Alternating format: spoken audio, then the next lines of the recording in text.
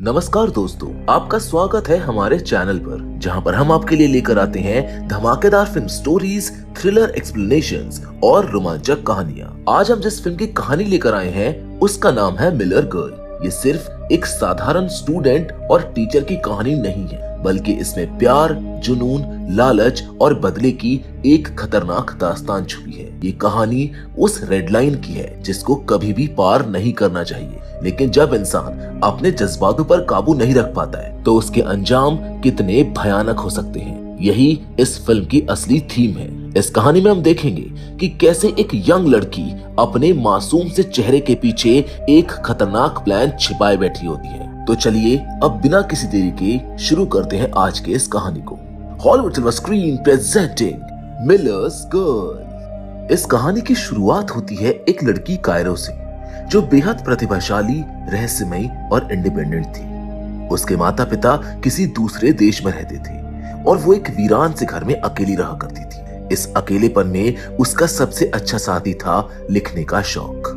वो अक्सर घने जंगलों से होकर स्कूल जाती थी और यही सफर उसकी कल्पनाओं को और भी गहरा बना देता था। एक दिन जब वो अपनी क्लास पहुंचती है तो उसकी मुलाकात होती है जोनाथन मिलर से। जोनाथन एक अधेड़ उम्र का व्यक्ति था जिसने कभी एक सफल लेखक बनने का सपना देखा था, लेकिन जब उसकी किताबें ज्यादा बिक नहीं पाई तो उसने टीचर बनने का फैसला कर लिया। अब जब कायरो उसकी क्लास में आती है तो जोनाथन उसको कुछ किताबें पढ़ने को कहता है, लेकिन कायरो ने तो पहले ही सारी किताबें पढ़ रखी थी। ये देखकर जोनाथन हैरान रह जाता है। इसी दौरान क्लास में एक और लड़की जिसका नाम विनी है वो आती है, जो न सिर्फ कायरो की क्लासमेट थी बल्कि उसकी सबसे अच्छी दोस्त भी थी। क्लास खत्म होने के बाद ये दोनों एक साथ खाने के लिए बाहर चली जाती है। वहीं दूसरी ओर जोनाथन की नजर कायरो की किताबों पर पड़ती है, जिसमें उसको एक अडल्ट बुक दिखती है। ये देखकर वो अचानक रुक जाता है और तभी उसका दोस्त बोरिस वहां पर आ जाता है, जो अपनी कॉफी लेने आया था। बोरिस ने मजाक में वो किताब जोनाथन से ले ली, लेकिन जैसे ही उसने उसको देखा तो वो चौंक गया, क्योंकि वो किताब जोनाथन की खुद की थी। यानी वो किताब जोनाथन ने खुद लिखी थी। रात को जोनाथन अपनी पत्नी बीट्रिस के पास जाता है, लेकिन वो अपने काम में इतनी व्यस्त थी कि उसने जोनाथन की बातों में कोई दिलचस्पी नहीं दिखाई। जोनाथन ने जब उसको बताया कि आज क्लास में एक स्टूडेंट मेरी लिखी किताब पढ़ रही थी तो बीट्रिस ने कोई खास प्रतिक्रिया नहीं दी। तभी उसको अपनी दोस्त एमी का फोन आ गया और वो जोनाथन को नजरअंदाज करके फोन पर बात करने लगी। लेकिन बाद में जब दोनों एक साथ बैठे शराब पी रहे थे तो दोनों एक दूसरे के करीब आने लगते हैं। लेकिन तभी एक बार फिर से बीट्रिस के फोन की घंटी बजती है और इस बार जोनाथन इस चीज से बेहद चिढ़ जाता है, जिसकी आंखों में एक अजीब सी बेचैनी दिखने लगती है। वो बेचैनी जो धीरे धीरे अब उसको कायरो की तरफ खींचने वाली थी। अगले दिन जोनाथन ने बोरिस को अपनी सारी बातें बताई, लेकिन बोरिस ने उसे हल्के में लिया और मजाक उड़ाने लगा।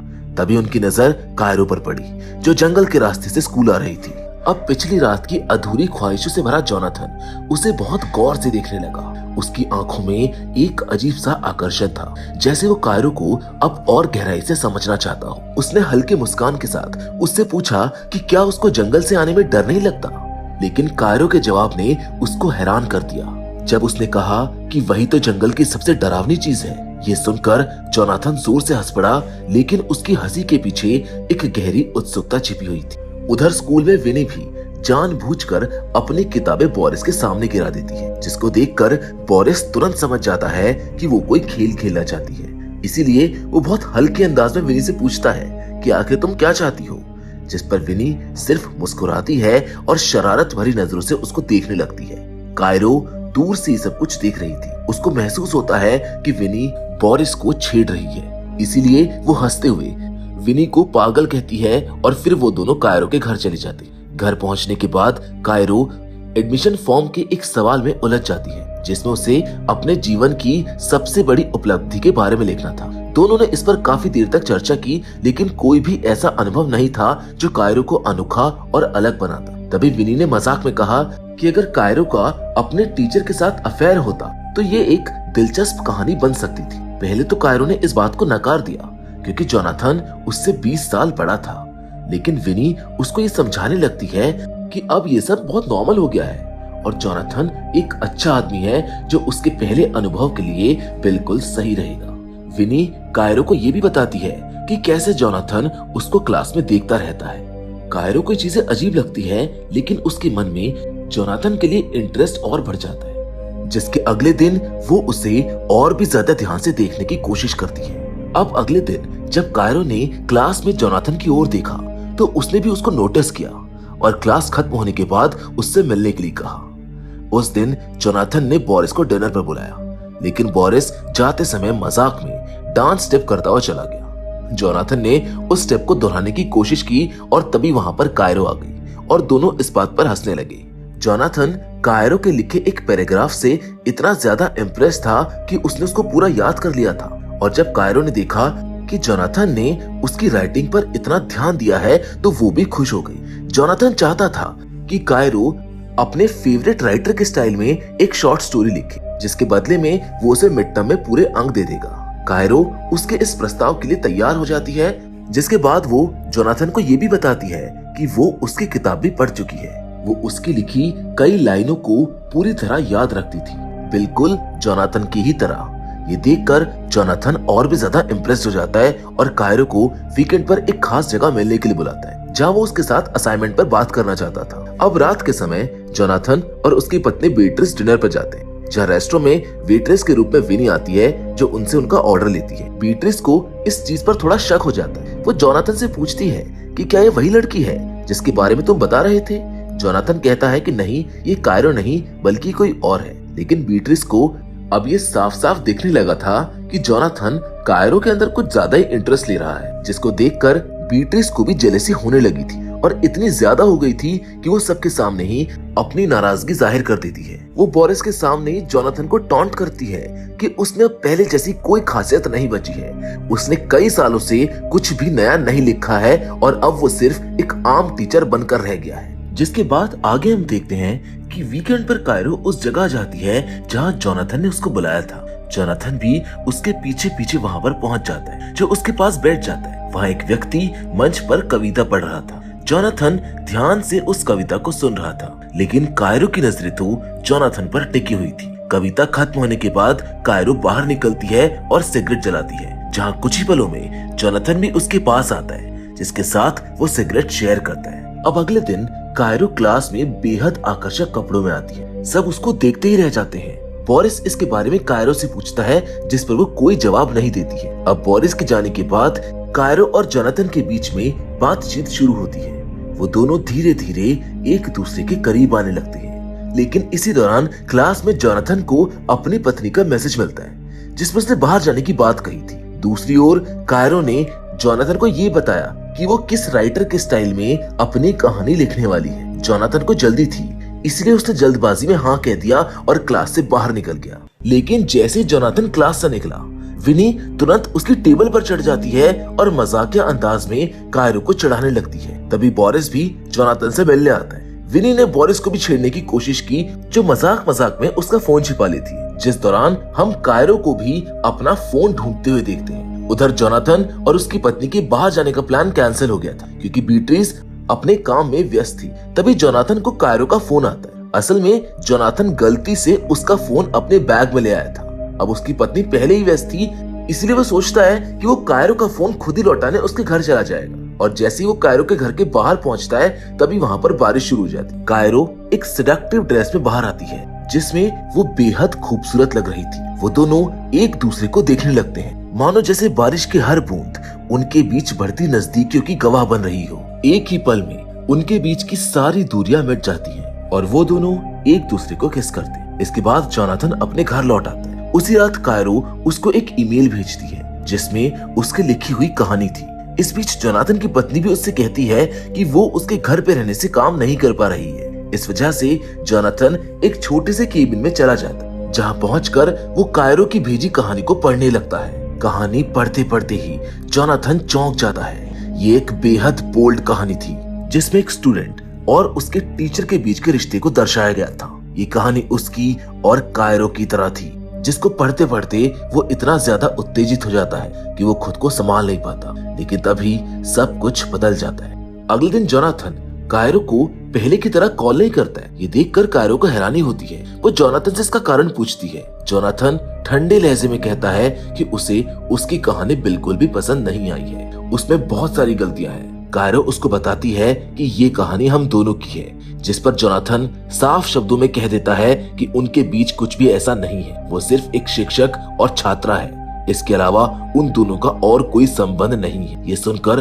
कायरो का दिल टूट जाता है। जोनाथन उसको वार्निंग देते हुए कहता है कि अगर वो इस कहानी को दोबारा लिखेगी तो वो उसको मिड टर्म में फेल कर देगा, जिस पर कायरो और भी गुस्से में आ जाती है। वो उसको कहती है कि उसकी कहानी बिल्कुल परफेक्ट है और जोनाथन बस इसलिए डर रहा है क्योंकि उसने वही लिखा है जो जोनाथन कभी नहीं लिख सका। अब कायरो का गुस्सा इतना ज्यादा बढ़ जाता है कि वो जोनाथन को एक मामूली लेखक कहकर अपमानित भी करती है। वो उसको चुनौती देते हुए कहती है कि अगर उसमें हिम्मत है तो उसे अब फेल करके दिखाए। जिसके बाद वो रोते हुए घर चली जाती है, जहाँ जाकर वो विनी के साथ बैठकर शराब पीने लगती है। दूसरी ओर जोनाथन के चेहरे पर टेंशन साफ दिख रही होती है। उसकी पत्नी उससे पूछती है कि क्या हुआ, जिस पर जोनाथन उसे कायरो की लिखी कहानी के बारे में बताता है। उस कहानी को सुनकर बीट्रिस भी हैरान रह जाती है। बीट्रिस जोनाथन को समझाने की कोशिश करती है, जिस पर वो दोनों करीब भी आ जाते हैं, लेकिन तभी अचानक वहाँ पर बोरिस आ जाता है, जिसको देखकर जोनाथन खुश नहीं होता है। उधर कायरो और विनी बात कर रही होती है। कायरो ने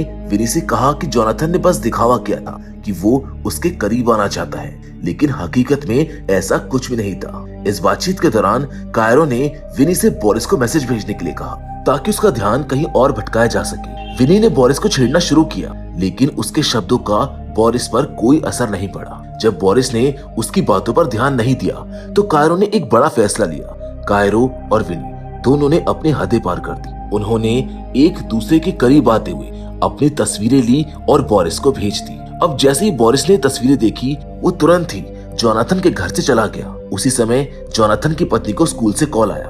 पूरे स्कूल में जोनाथन और कायरो के अफेयर की चर्चा हो चुकी थी। ये सुनकर उसकी पत्नी दंग रह जाती है। ये जानकर वो जोनाथन से पूछती है कि क्या सच में वो तुम्हारी स्टूडेंट है और क्या सच में उसकी लिखी कहानी की वजह से सब कुछ हुआ है या फिर इसके पीछे कोई और भी वजह थी। उसने सीधा पूछा कि क्या उसके और कायरो के बीच कुछ है, जिस बात पर जोनाथन इनकार कर देता है, लेकिन बीट्रिस को उसके ऊपर शक हो चुका था। अगले दिन कायरो क्लास में नहीं आती, बल्कि वो वाइस प्रिंसिपल के ऑफिस में बैठी होती है, जहाँ पर जोनाथन को भी बुलाया जाता है। वाइस प्रिंसिपल दोनों से पूछताछ शुरू करती है, जहाँ कायरो तो बिना झिझके सब कुछ बता देती है कि जोनाथन ने उसको पहले ही मिड टर्म असाइनमेंट दे दिया था। वो दोनों साथ में सिगरेट पीते थे और स्कूल के बाहर मिलते भी थे। जिसके बाद वाइस प्रिंसिपल जोनाथन से भी यही सवाल करती है, लेकिन वो झिझक जाता है और उसके जवाब अधूरे होते हैं। उसकी हिचकिचाहट को देखकर वाइस प्रिंसिपल को सब कुछ समझ में आ जाता है और वो तुरंत जोनाथन को स्कूल से निकाल देती है। ऑफिस के बाहर बोरिस जोनाथन को समझाता है कि उसे अपनी सीमाओं का ध्यान रखना चाहिए था। अब जब उसने अपनी हदें पार कर दी हैं, तो उसे इसका अंजाम भी भुगतना पड़ेगा। इतना कहकर बोरिस वहाँ से चला जाता है। जिसके बाद जोनाथन अपने घर पहुँचता है। वो अपनी पत्नी को बताता है कि उसको नौकरी से निकाल दिया गया है, जिसको सुनकर उसकी पत्नी को भी उसके ऊपर और शक हो जाता है। वो दोबारा वही सवाल करती है कि क्या जोनाथन और कायरो के बीच कुछ हुआ था, जिस पर जोनाथन उसको फिर से इनकार कर देता है। लेकिन बीट्रिस अब और चुप नहीं रह सकती थी। उसे यकीन ही नहीं हो रहा था कि सिर्फ एक कहानी की वजह से इतनी बड़ी बात हो सकती है, यानी कि एक कहानी की वजह से जोनाथन को स्कूल से निकाला जा सकता है। वो जोनाथन से सीधा पूछती है कि क्या कायरो के लिए वो कुछ फील करता है। जोनाथन चुप रहता है। उसकी खामोशी उसकी पत्नी के शक को यकीन में बदल देती है। दोनों के बीच में बहस शुरू हो जाती है। वो एक दूसरे की पुरानी गलतियों और कमजोरियों को गिनाने लगते हैं। बहस इतनी ज्यादा बढ़ जाती है कि बीट्रिस आखिरकार उससे तलाक लेने का फैसला कर लेती है। दूसरी ओर विनी कायरो से मिलती है। उसको बताती है कि उसकी वजह से जोनाथन को अपनी नौकरी गंवानी पड़ी, लेकिन अब कायरो को इस बात की कोई भी परवाह नहीं थी। वो बहुत कैजुअली उससे बोलती है कि जोनाथन ने मुझे कमजोर समझने की गलती की थी, लेकिन अब वो जान गया है कि असल में मैं क्या हूँ। कायरो ने अपनी सबसे बड़ी उपलब्धि के रूप में इन सभी घटनाओं को गिनाना शुरू कर दिया। आखिर में कायरो ने हंसते हुए कहा कि अब ना तो जोनाथन के पास नौकरी बची है और ना ही उसकी बीवी। अब देखना ये होगा कि क्या वो कभी लिख भी पाएगा। जिस बात के साथ ये कहानी यहीं पर खत्म हो जाती है। तो दोस्तों,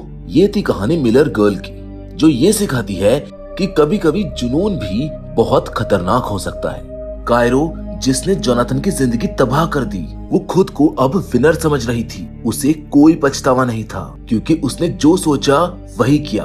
उसने जोनाथन को उसकी असलियत दिखा दी थी। कहानी का ये अंत इस सच्चाई के साथ होता है कि कभी कभी हमारी सबसे बड़ी गलतियां हमें अपनी असलियत से रूबरू कराती हैं। जोनाथन ने जो किया वो उसके भविष्य को हमेशा के लिए बदलने वाला था। कायरो ने उसे उसकी जगह दिखा दी थी और अब जोनाथन के पास अपनी खोई हुई इज्जत और करियर को वापस पाने का कोई रास्ता नहीं बचा था। आप जानते हैं, किसी भी रिश्ते में पावर गेम और ईगो की कोई जगह नहीं होनी चाहिए। सही समय पर सही फैसला लेना ही सबसे इम्पोर्टेंट होता है। ये जोनाथन की कहानी से साफ साफ पता चलता है। तो दोस्तों, ये थे इस फिल्म की कहानी, जहाँ एक टीचर की गलती ने उसकी पूरी जिंदगी बदल दी। अगर आपको ये वीडियो पसंद आया हो तो लाइक करें और चैनल को सब्सक्राइब करना ना भूलें, ताकि हम जल्द ही फिर से एक और नई कहानी के साथ आपसे मिल सकें। मिलते हैं अगले वीडियो में, तब तक के लिए पीस आउट।